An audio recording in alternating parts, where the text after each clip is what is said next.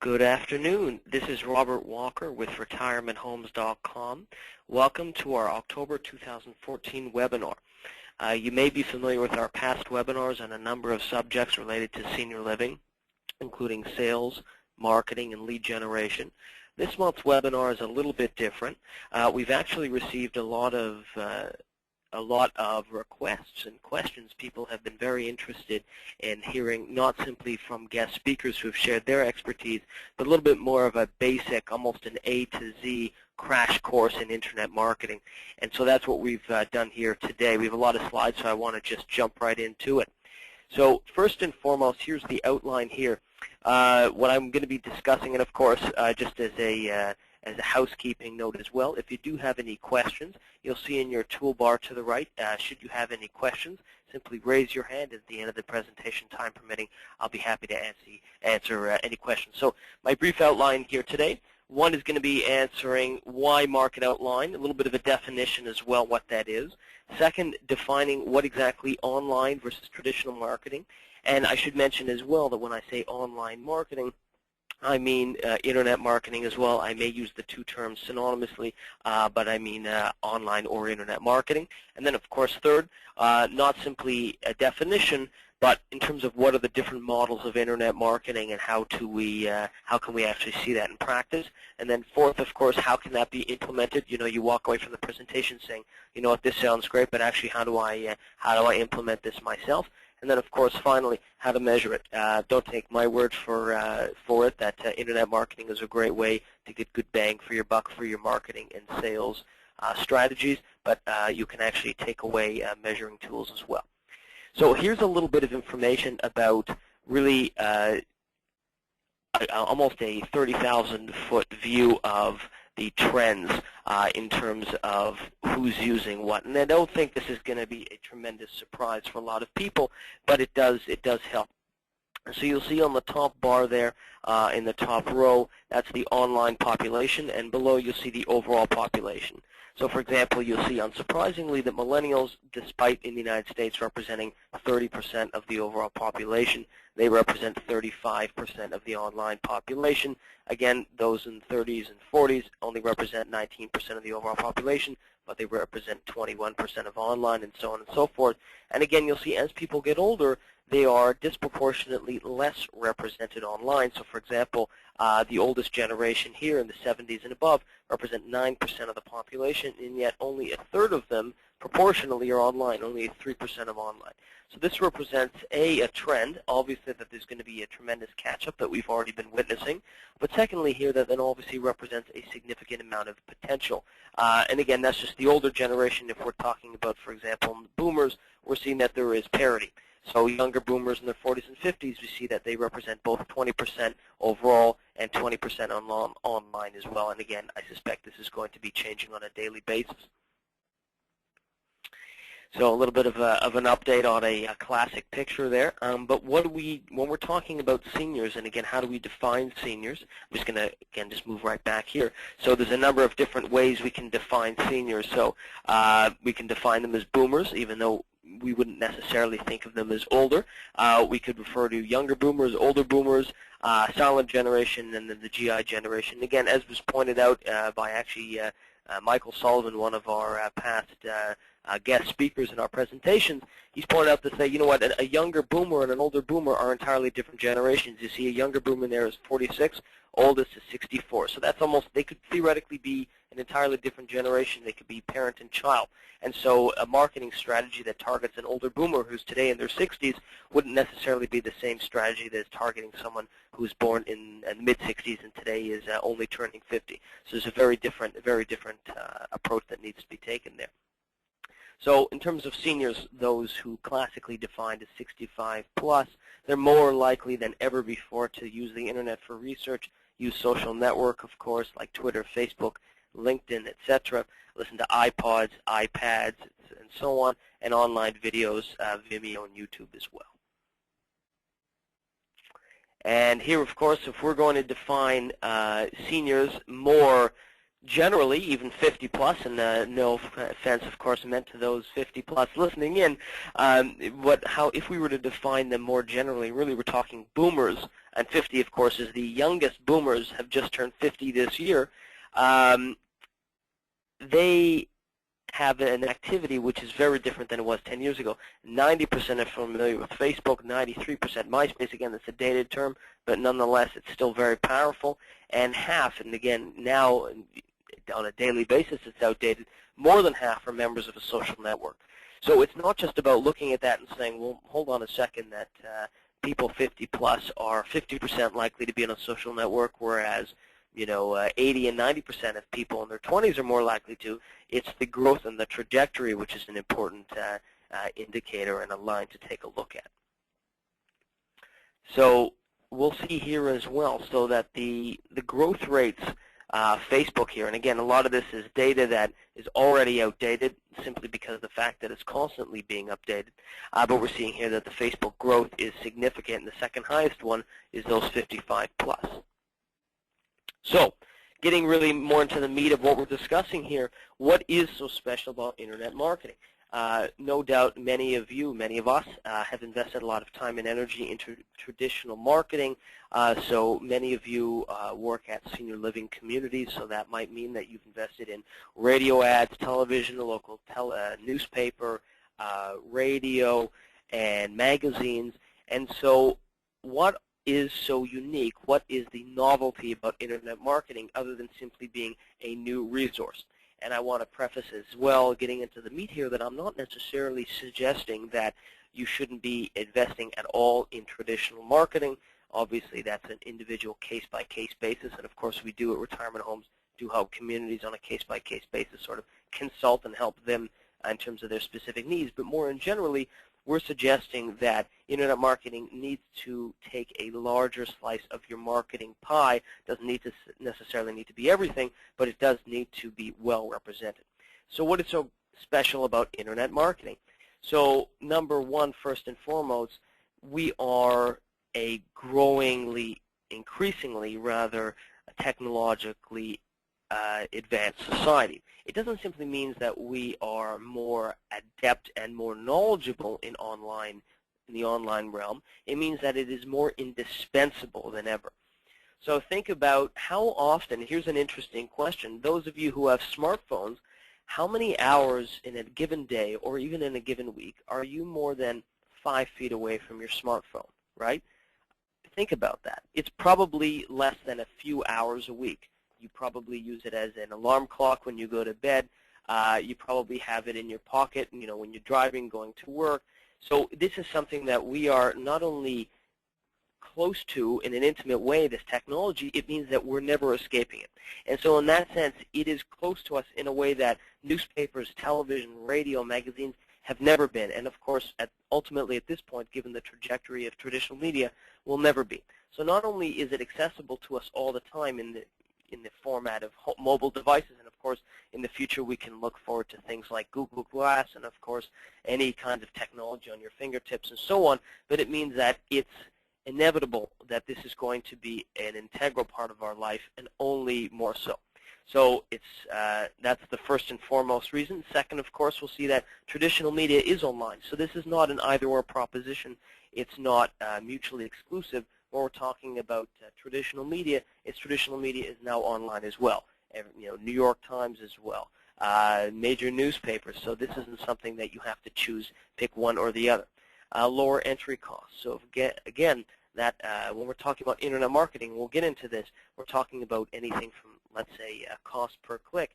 That can be for pennies a day. Whereas even in a local newspaper, if you're in a rural area, it's unlikely to be less than hundreds of dollars. So it offers an opportunity for really an a la carte, pick your own type of marketing strategy for any marketing budget. And then of course social media, where everybody is, it has an opportunity to reach out to different audiences in different areas. And the audience that's on Facebook is a very different audience that's on YouTube and LinkedIn. And so it allows you to target your exact audience. So here we'll get a little bit into what specifically this means. So when we say targeted, it means that you can hit exactly the niche audience that you're looking for. We're retirementhomes.com. We happen to be based in Canada. Most of our work, of course, in the United States. So when I say niche, most of my American friends and colleagues call it niche, but anyway, that's what we're talking about. So it offers an opportunity to hit exactly those niche or niche audiences that you're looking for. So let's say you live in Scranton, Pennsylvania. So you're able to, and you have a retirement community or a senior living community in that particular area. So your options in the traditional market would be local newspapers, local magazines, local radio stations, local television stations, and so on, perhaps billboards. But you're sort of hitting a larger audience. So you certainly are hitting baby boomers. The oldest daughter, statistically, is the decision maker when we're talking about more assisted living type of care, or might be independent living. It would be the senior themselves. So you're certainly hitting them, but you're also hitting a lot of other people. So in a sense that you're casting a wide net and you're getting a lot of wheat with the chaff. So it's not that you're hitting the right demographic. You are. It's just that you're also hitting a demographic which you don't necessarily need, and ultimately you're paying for an audience that isn't the right demographic for you, but you're also catching the right one as well. So when you're talking about online, you can hit exactly where you're talking. And again, we'll talk about a little bit some of the different ways that you can market online, but you can hit baby boomers of a particular demographic in a particular neighborhood with a particular interest. So it offers a lot more of a specific, audience reach than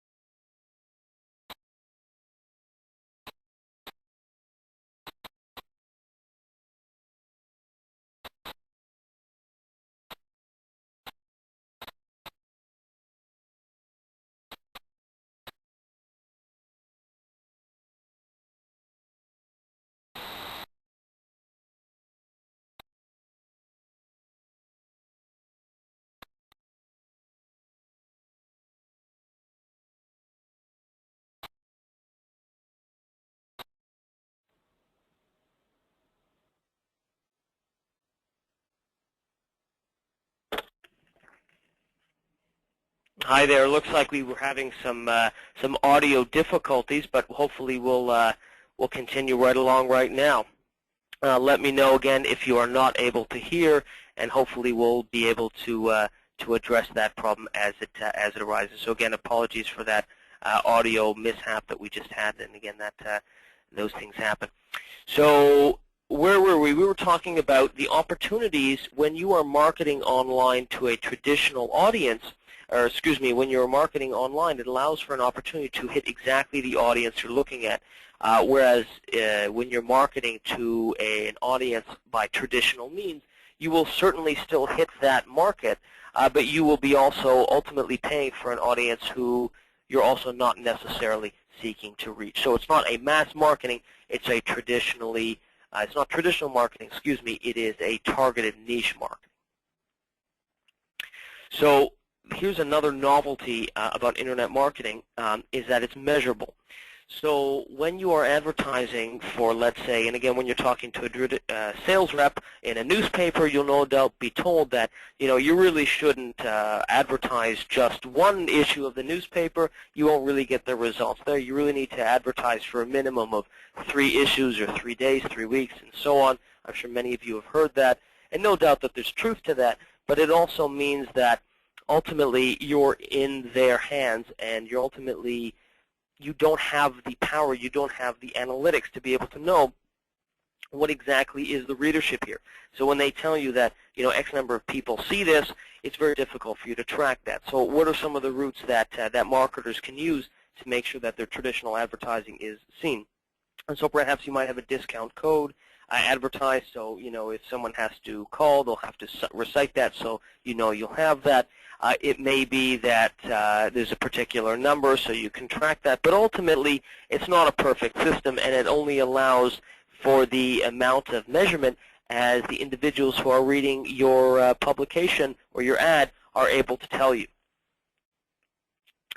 And here, thirdly, of course, is that the third novelty really of Internet marketing is that it allows for a reach that is global in nature, and that really allows for a significantly more, a wider audience than any particular traditional advertising is able to do. So again, we mentioned this hypothetical senior living community in Scranton, Pennsylvania.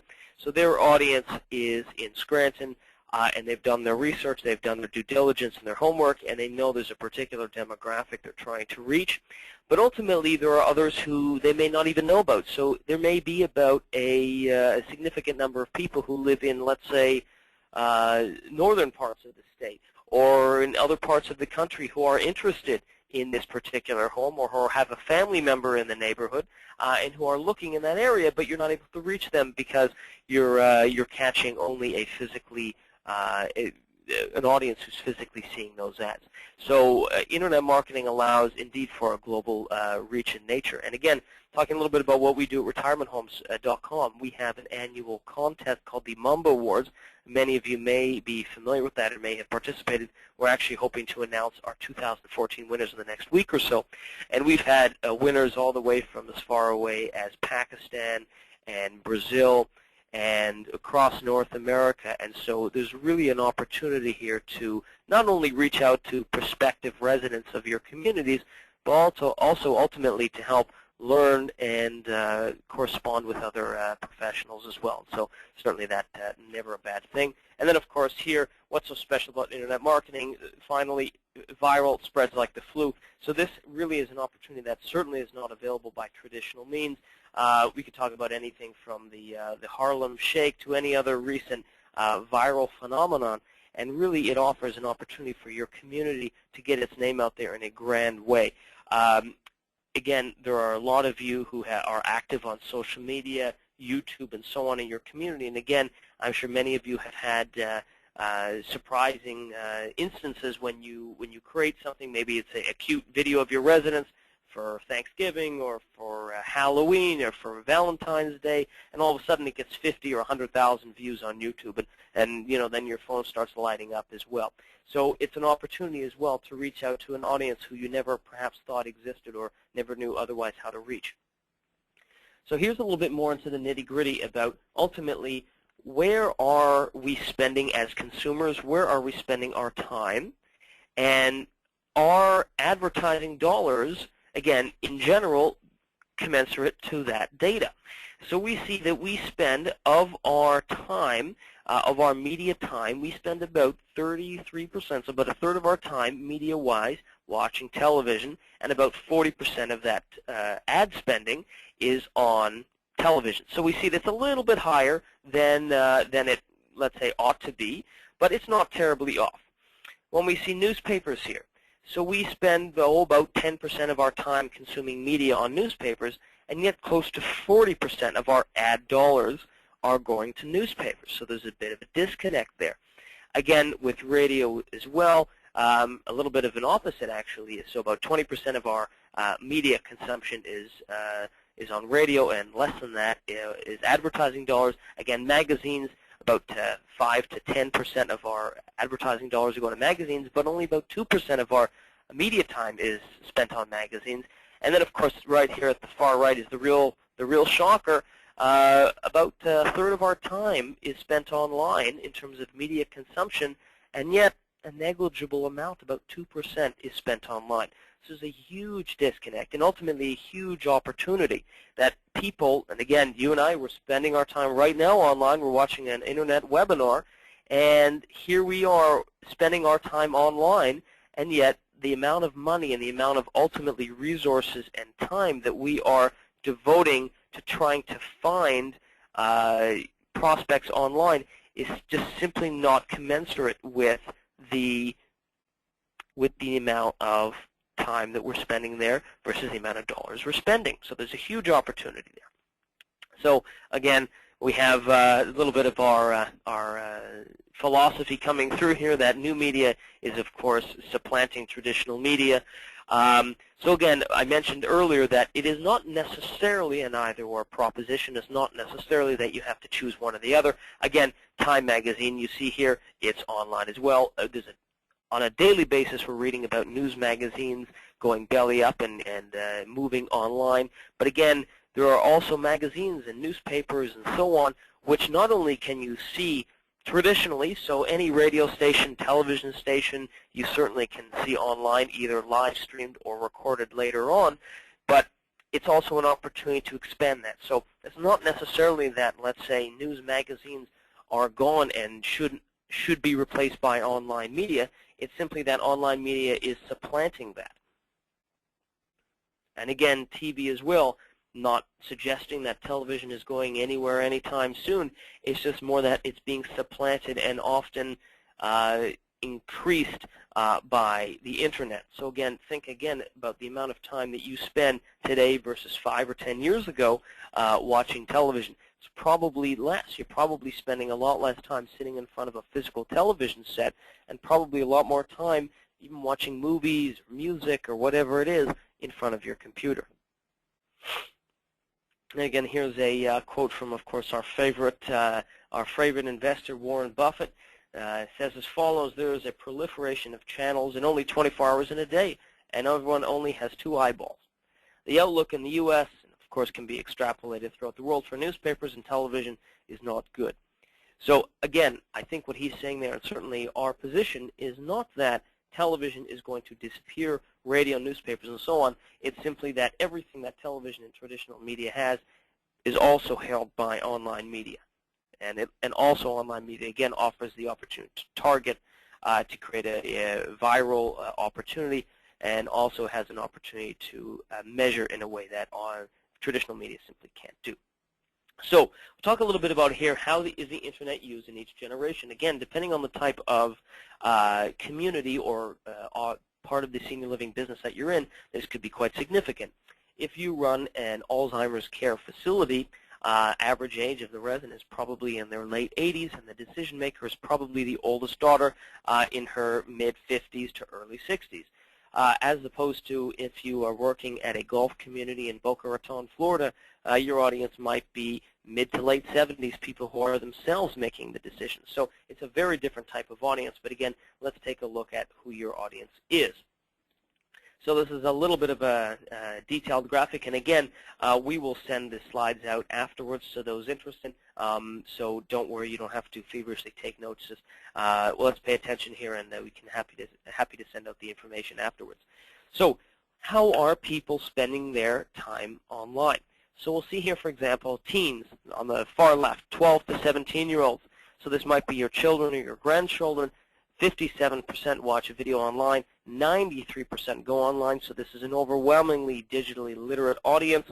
And again, you can see as that number, as the row moves forward, watching a video, so millennials and Generation X, younger boomers, and so on and so forth, it moves lower there. And again, consistently, that's throughout, again, instant messaging. Teenagers, 2/3 of them, and 20 and 30-year-olds are instant messaging. Only 4% of people, 74 plus, are doing that. So it's not necessarily that there's a gap in terms of what they're familiar with, it's what they do. So there's a lot of similarities here. Teens are not adults, but they do a lot of the same things. So we'll see a lot where, for example, here we'll see that older people use email, just as younger people do. Younger people use search engines, just as older people do. Younger people look at health information, in many cases more than younger people. Older people get news online. They buy products online. They're using the Internet to get travel reservations, to bank, classifieds, and so on. So although that there is certainly a difference between a 75-year-old's online habits and a 35-year-old's online habits, we shouldn't necessarily take that too far to think that these are entirely different audiences. So again, when we're asking, let's say, a 30-year-old, some of the similarities might become apparent. A 30-year-old ask them, let's say, where would they buy a car? So a 30-year-old would probably crowdsource that. So they might put on Facebook, I'm looking to buy a new car. Can anyone suggest a good dealership in my neighborhood? In the same way that an older person would crowdsource it. Now, it might be in a different area, but the idea is that testimonials, reviews, really the opinions of their peers is paramount. So when we're talking about home renovations and finding the best contractor, we're talking about finding the best restaurant in the city to go to, looking at Yelp and things like that. So online is really a key area for people to find, whether it's on social media, whether it's on review sites like Yelp. Again, it's an opportunity for people to crowdsource finding this kind of information. So it's very important to recognize that while older people and younger people do have some different habits, there's a lot of similarities. And older people, if we were to characterize it in a sentence, it really would be that they're looking for really the nitty-gritty. So if we look again at the far right column, the GI generation there, so they're using their email or their internet to overwhelmingly use email, search engines, health information. So again, if you can be a clearinghouse for health and wellness information, you're going to be offering a lot of value, buying products, travel reservations, and so on. So they do different things, but they do it at slightly different speeds. So younger boomers, so again, the darker the color there is the frequency of some of the things that they do. So there are some different trends here in terms of how millennials versus GI generation are spending their time online. And how are they doing it here? So wirelessly, I was mentioning earlier how we spend our time not simply going online, but is it going online in front of a laptop, as I'm doing right now, or a personal computer, or are we doing it in front of our smartphones, no matter which kind? So again, we'll see here that although that there is an increasingly large number of people who are older going online, ultimately it is still by traditional means, if you want to say that, traditional means online, so a laptop or a personal computer. Again, a growing number of people have smartphones in older generations, but it ultimately still is a small percentage. So, how do we reach these people then? When we look at the top here, see the home seekers, so people who are looking for some kind of senior living. Again, this might be them. It might be their children, their powers of attorney, again, depending on the type of care. So 85% of them research on the Internet. So again, this is either their adult children or their guardians, powers of attorney, loved ones, friends, whatever it is, or it's themselves, again, depending on the type of care. So an overwhelmingly large number will research on the Internet. And here's perhaps the shocker, what's counterintuitive, is that just barely half will utilize traditional media.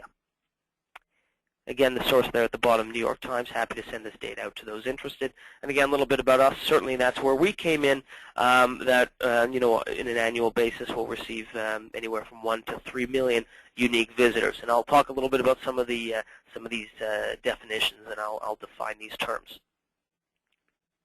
So again, a little bit of review here. 80% of North Americans are online, and you will see here that while the number tapers off when we get older, there's two things to bear in mind. One is that this is a growing percentage. So in other words, only 8% of 68-plus individuals are online. That is a growing number, A, simply because of the growing population, but also because this is an untapped market. So it means that those companies, those senior living professionals who are online, who are savvy, they're reaching out to an audience which really they have a much more exclusive reach to because their competitors haven't yet quite caught on.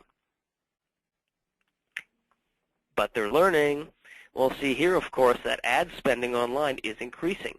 2009 to 2014 almost doubled online. So we're seeing here that while, again, a growing percentage of seniors and older people are online, and unfortunately, as we saw earlier, we're still spending a majority of our dollars on traditional media, we're seeing that our competitors are learning.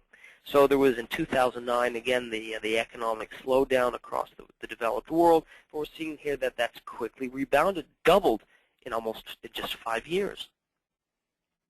And again, we see here as well, since in the last 5 years, how have marketing budgets changed? More than half of them have increased. Again, there was a period of some economic contraction in North America when budgets were halted, but really now people are spending like they haven't spent before. And so that allows an opportunity to reach out to new audience. So if your competitors are doing that, you need to keep in mind how are you going to reach them as well. So again, and here is perhaps one of the most valuable points of data. What are they doing? So not only are companies changing their advertising habits, where are they increasing them? And you'll see what's highlighted in blue there. 2/3 of them are increasing their online marketing budgets. Again, 32% of them are increasing direct mail and so on and so forth. And look again at the red, 43% are decreasing their print budgets. So although that we're not quite there yet, we're seeing that the writing is clearly on the wall, and professionals, among them senior living professionals, are certainly seeing that the future is in online marketing. So you're sold. You tell me, Robert, that sounds great. What do we do next? How do we? What are some of the ways when you talk about online marketing? What exactly does that mean, and how does it look? So I pulled this from AARP, formerly known as the American Association of Retired Persons. So there's one type of online marketing called banner ads. So banner ads, again, you see highlighted there on the right, National Car Rental. So you go on a website, might be AARP, might be CNN, might be any number of websites, and you'll see an ad there which is clearly an ad. So you and I look at that. Again, you can see in tiny gray letters it says advertisement under the National Car Rental logo. So we look at that and we know it's an advertisement, and that company will pay AARP. Again, it might be based on the number of clicks. It might be depending on the duration that they're placed there, but that's what we call a banner ad. Search engines, of course, is the second route. So Google, of course, is the most common, but search engines is a very widely used opportunity for advertising. There's actually two different kinds here. So something called unpaid, also known as organic. And so, of course, we selected here.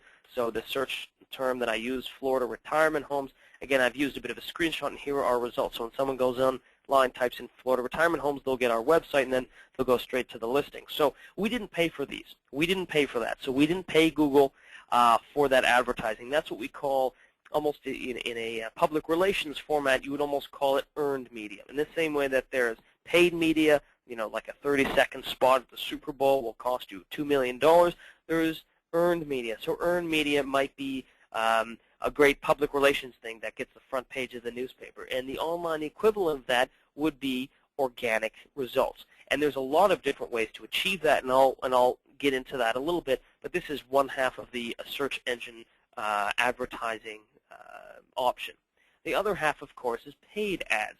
So, of course, I've highlighted the paid ads part. And again, you'll see on the top right as well, it says ads. It's highlighted in orange. So, again, when you went to Google, and again, you can do this after the webinar, go into Google and type in whatever city you're in, blank Chinese restaurant. So, again, Scranton Chinese restaurant, a Scranton Toyota dealership, whatever it is, or Scranton real estate, or divorce lawyers, or whatever it is, you'll see that there's going to be at the top highlighted in yellow or orange there those companies who have paid for that spot. So every time you click there, that's costing that, again, so Aston Gardens they'll pay every time I click that link. The Villages, Florida 55 plus, so will also be charged every time I click that. And again, Vienna Square, the third link there, will be charged every time I click there as well. So unlike paid ads, so unlike, organic ads, where 100,000 people can click that today and we won't pay a penny for it, here the paid ads,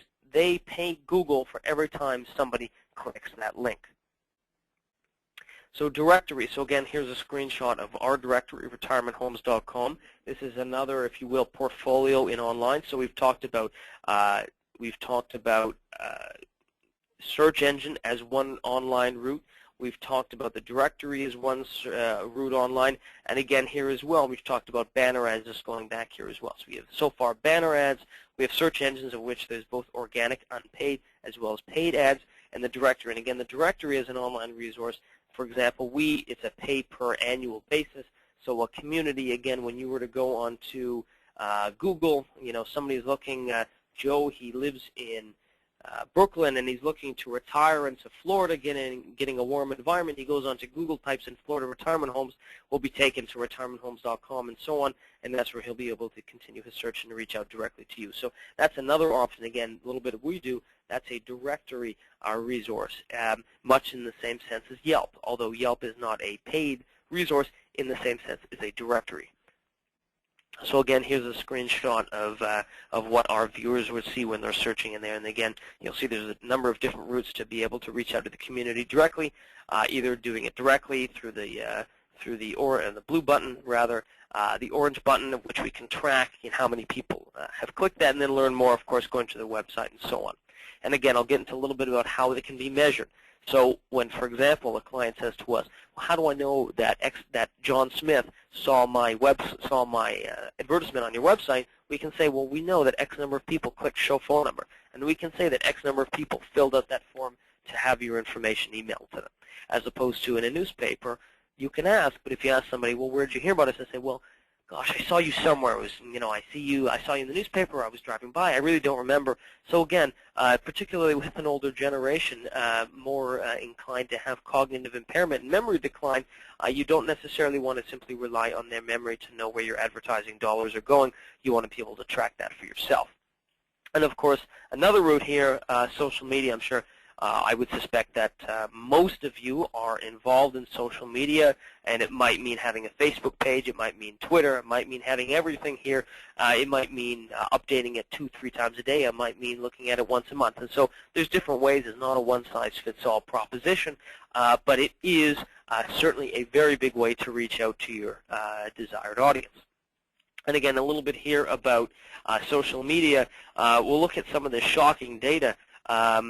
When we see, for example, the GI generation, the second last two columns on the right, or sorry, the third and fourth last columns on the right, rather, that in 2008, only 4% of them were using social media, whereas only 2 years later, that number had quadrupled. So this is certainly the trajectory. Again, the writing is on the wall, as we said. And again, same thing with watching videos. This number is increasing. There's a growing number of older people who are becoming active and engaged online. And again, online classifieds. So we've talked about using social media, watching online videos, online classifieds. Again, that number more than doubled in 3 years rather, from the GI generation, 8 to 17%. So you definitely do not want to miss out on that. So if I were to summarize some of these methods, banner ads would be web point one. So like the banner ad, as I mentioned, on the AARP page, we're probably not likely to click that when we're online because we see it, we know it's an ad, and we're less likely to click it because we just have a bit of a revulsion to ads. We don't like ads. Search engines, again, that's Web 1.0. Nothing wrong with that at all. There's both unpaid and paid. So when we talk about paid, that's you're paying Google or any other search engine X number of cents or dollars. And again, there's a whole complicated bidding process for that. I can't get into that, and certainly happy to chat with you individually to walk you through that. But there's actually a process for bidding on that, much in the same way really as Facebook ads.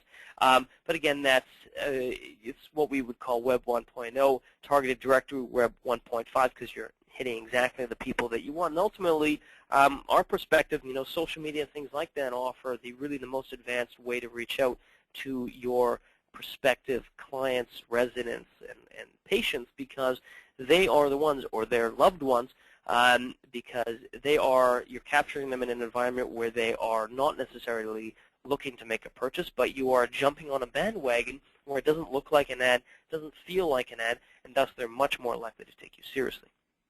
So all clicks are not created equal. So when you look at your web analytics, if you or your marketing team, your tech team, whoever it is, you get 100 visitors to your website yesterday or last month, whatever it is, they're not necessarily the same.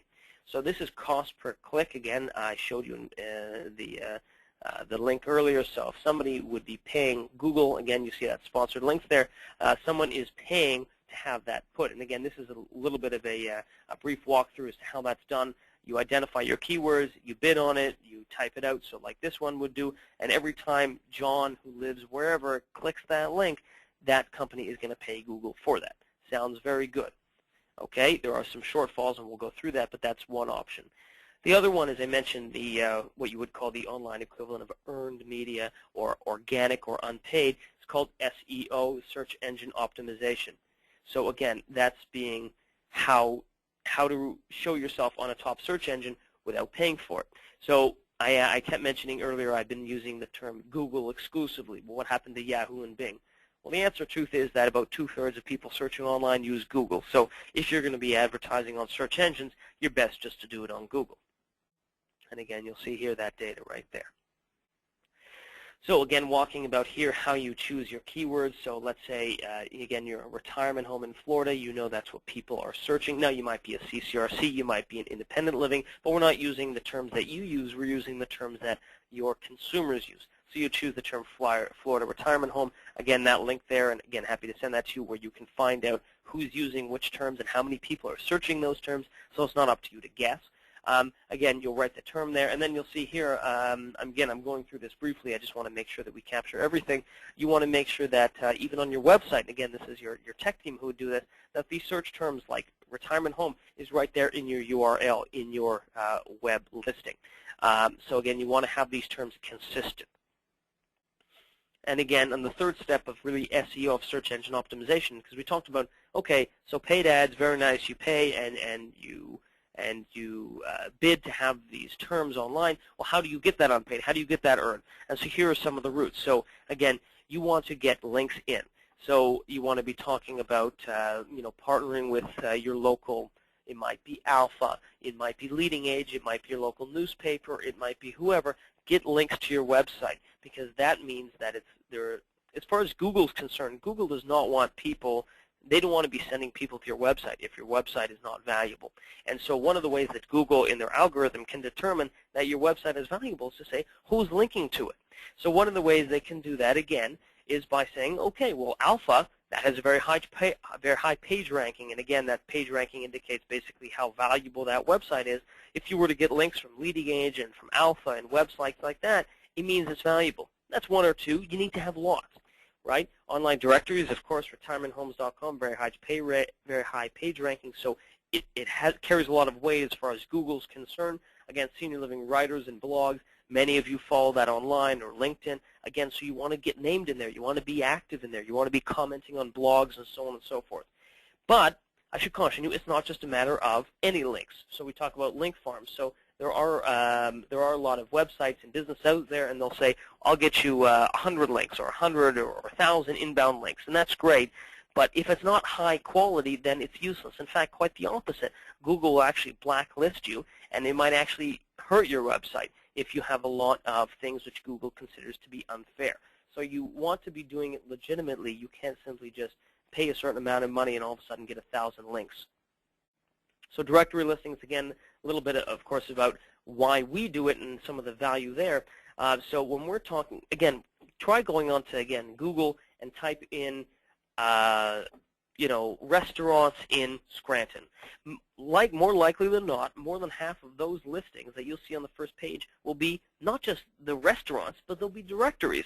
So we spend a lot of time on directories without realizing it, because a lot of us, it's an opportunity to not simply go right to the client's website. Directories are there, so they allow to help funnel the right people to the right pages. And again, so here briefly, the pay per click is what I'm talking about on Google. Unlimited cost. So you could say, I'm going to spend a maximum of $1 a day or a maximum of $1,000 a day. It's your call. So as soon as as soon as that's done, your ad will disappear for the day and it will continue the next day. The only downside of that is click fraud. So if you go onto Google and you type in, let's say, a competitor's name or find a competitor's ad on Google, and you click that 100 times, you've just cost your poor competitor 100 times whatever he's paying. So there's an opportunity for click fraud, as opposed to, again, that fixed price, where, again, retirementhomes.com, you have that fixed price there, an opportunity so you know what you're paying for, but there's never any surprises and there's never any opportunity for click fraud. So how do you measure it? Sounds very good so far. Here are some of the rules. How do you measure? So again, I love this quote here. There are three kinds of lies, damn lies, and statistics. Again, the former Prime Minister of the United Kingdom, Benjamin Disraeli. So what are the different ways we can measure terms? So first, know your terms, know your definitions. So when we say, you get that our website, retirementhomes.com, gets 100,000 unique visitors a month, that means that we're getting the number of 100,000 people. Whereas right now, if I were to go to Retirement Homes and then click refresh, and then click refresh, and then click refresh, or go to it 10 times, I'm still just one person, right? Whereas page views, that would count as 10 times. So if I went to Google and I hit review, or refresh rather, 10 times, that's 10 people. But that's not really 10 people, it's 10 page views. So hits is really the most important, because those are physically the eyeballs who are looking at your page. Page views is how many times have they looked at your page. And then really when we talk about hits, it's really what have they seen on your page? So if I go to a page and there's 10 different files on there, that counts as 10 hits. If I click refresh twice, that's 2 page views. And if I go to it 1 or 100 times, I'm still 1 unique visitor. So the most important metric is unique visitor, and the least important metric there is hits. And so again, when someone says, well, we get 1 million hits a month, see, that sounds very nice, but that could be 50 people. So again, make sure to know that information when you're investing online. So how do you know this? How do you take people's what they're saying seriously about their web traffic, etc.? Check out compete.com. It's free. You can type in different websites, and you can see who's going online and which websites have what traffic. Again, dashboard. So this is your dashboard in Google Analytics. Maybe you use it, maybe it's a colleague, maybe you don't know if anyone uses it, but definitely, if possible, please become familiar with Google Analytics. So this is a fantastic opportunity to learn in depth about who's going onto your website and what they're doing. So here's really the dashboard, you know, how many visits, how many page views, remember? So there's 200,000 visitors, but 4 times as many page views. And so again, we'll see that number here. So knowing which number is which is very important.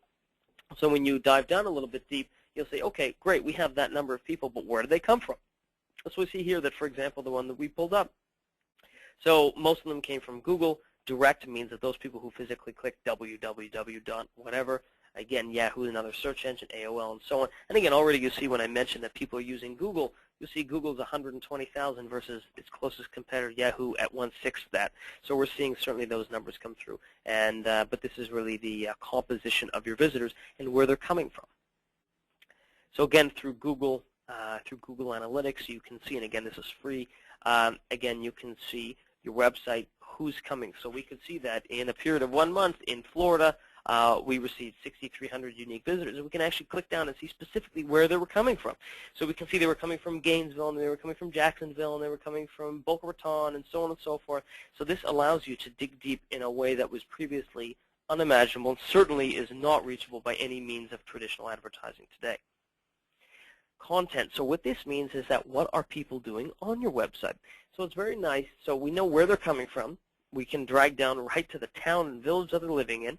But what are they doing on your website? So we can see that, again, we have a lot of pages. So our most clicked page has only 2% just because we have so many pages. So there's a lot of, they're seeing a lot of different pages there. So people are going to our jobs page a lot. People are going index to our home page a lot. People are going to our search page. Again, home's there. They're going to jobs. They're going to different kinds of pages. So you can actually see what people's behavior is online. Not simply that great. I got 200,000 visitors last month, and 6,500 of them came from Florida. We can know what they're doing on your website, so you can know where to reach them. And again, here are some different campaigns.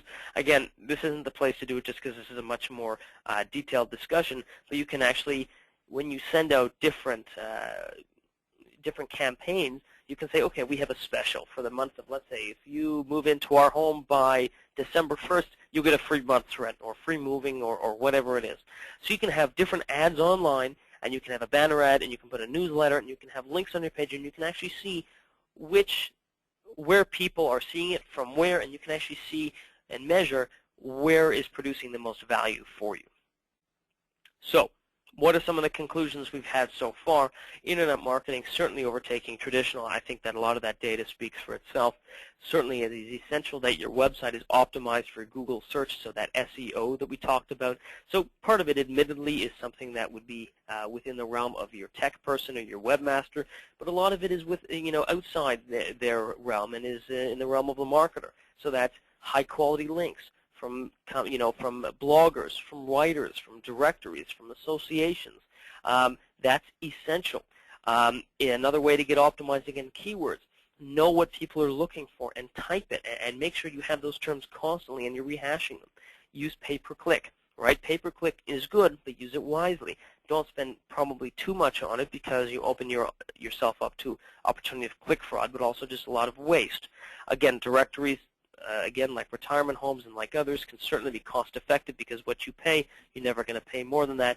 And most importantly, of course, do your research and measure the results. So you're never going to be surprised, and you are in control of what you're spending, and you can know who's doing what on your website. You're not simply taking the newspaper or magazine or TV channels sales rep their word for granted.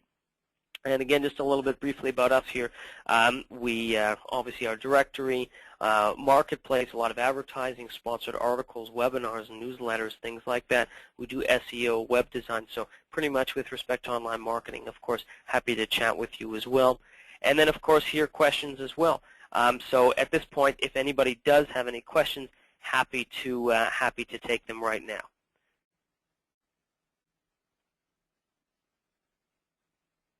You know what? We have a couple questions coming in. Just give me 1 second here.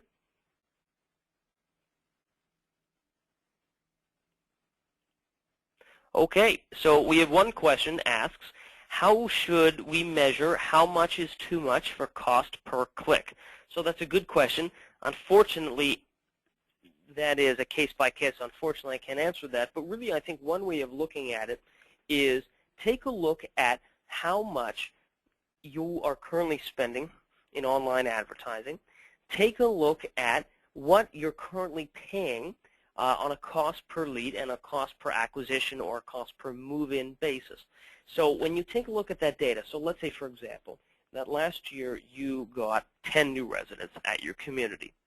And in that same period, you spent $50,000 on advertising, both online, traditional, whatever it is. So you take that $50,000 that you spent in online and you divide by 10 new residents, and you'll get the total number that you've spent on average about $5,000 per move-in, per acquisition. Then you can take that same data, that $50,000, and say, okay, how many prospects, how many leads, good quality leads and prospects have we gotten from that amount? And again, you can come up with that figure as well. So the number is to then take a look at that, and then don't go higher than that, and only move forward. So again, that's the idea of online marketing, of measurement, is to know what you're currently paying. Because if you don't know what you're currently paying on a cost per lead, or cost per prospect, cost per move-in basis, then unfortunately there's not really a benchmark so you can move beyond that. So that's really the most important measurement for you to make first and foremost. Another question here is I'm just trying to read that, which social media outlet has the most bang for the buck for senior living professionals? So it's a good question. But again, it depends on the type of part of the industry that you're in. Again, if you are an Alzheimer's care, memory care facility, that's a different audience than, let's say, an independent living facility, again, in Scottsdale or in Florida. So you need to know your audience. But as a brief sort of overview, website, a social media outlet like Facebook, of course, obviously evolving on a regular basis, but that offers a lot of opportunity for collaboration, for multi-platform, so video, for images, things like that. So that's really a great opportunity for certainly across the board, but I would say particularly for more of an audience where you're going after baby boomers. And so who are the baby boomers? They're probably the oldest daughter, power of attorney, so that might be for more for assisted living. Certainly everyone should be on, your company should be at Facebook, just as like they should be on have a website. But really, I think the most bang for the buck, you're probably going to see more CCRCs, assisted living, skilled nursing, things like that. It's probably more on the Facebook side. What about LinkedIn? LinkedIn is a great opportunity, again, particularly for networking as well. So it really depends on the type of audience that you're trying to reach out to, and the type of really time and budget that you have available to you. So we have another question here, and it's how much time should be spent on social media? So it's a good question. And again, depending on what your, not just budget, but what your staffing needs look like, it's a case-by-case basis. But I think that you really need to, it's not necessarily about the amount of time that's spent on social media. It's more a matter that that time has to be spent very intelligently and very focused, really in the same way that internet marketing needs to be done, that we can't simply take X number of dollars and invest it in advertising and not expect some kind of return. So in terms of curating content and posting it and sharing it, that should be minimal. Again, I can't imagine that that really should take necessarily more than half an hour, hour a day maximum. Really where the most value comes in social media is interacting on a one-on-one basis. So let's say you post a picture of some of your residents, and they're having an activity, or they're doing something fun, or you post an interesting article about from CNN about healthcare that might be of interest and so on, and you have people commenting and say, wow, looks great, really interesting. Take the opportunity to comment and to start a conversation again with these individuals, because it's not necessarily a one-way monologue. It's a two-way conversation, and that's ultimately what social media allows. In the same way that really, in a sense, a microcosm of what online marketing allows, is that it really changes the whole paradigm of what advertising is. Traditional advertising really is a one-way. You pay X number of dollars and you're broadcasting out a message. Where online marketing really is, you broadcast a message, but you open a conversation. And so that really is very much the novelty of online marketing, and certainly I hope that the message I've been able to relay today. So unfortunately, we're out of time right now. Again, all my contact information is right there, so happy to take that in my telephone and email, and of course our very own Facebook page as well. So please do reach out to me personally if you have any questions at all, and happy to chat with you. And again, if you would like the slides or the recording, again, we can certainly send that out as well. So that's it for our October webinar today. Next month we have another fantastic speaker. We'll send out information shortly, hopefully in the next week or so about that. But other than that, have a wonderful day and all the best.